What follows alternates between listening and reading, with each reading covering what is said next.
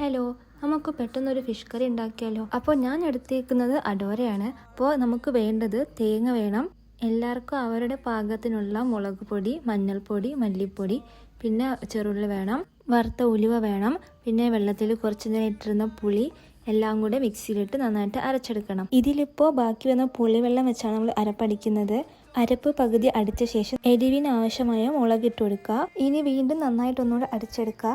അതിനുശേഷം നമ്മൾ ചട്ടി എടുക്കുക. ചട്ടി അടുപ്പിൽ വെക്കും മുന്നേ നമുക്ക് അടുപ്പിലോ ഗ്യാസിലോ എങ്ങനെ വെച്ചാൽ വെക്കാമല്ലോ. തക്കാളി അരിഞ്ഞിടുക, ആവശ്യത്തിന് കറിവേപ്പില ഇട്ട് കൊടുക്കുക, എന്നിട്ട് അടിച്ച് വെച്ച അരപ്പ് അതിലോട്ട് ഒഴിച്ചു കൊടുക്കുക.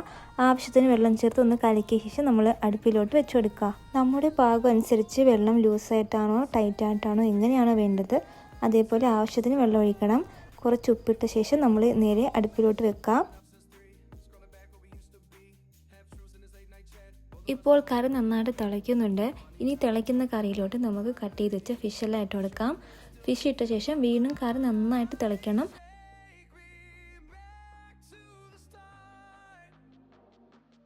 ഫിഷ് ഇട്ട ശേഷം നമ്മുടെ കറി നന്നായിട്ട് തിളയ്ക്കുന്നുണ്ട്.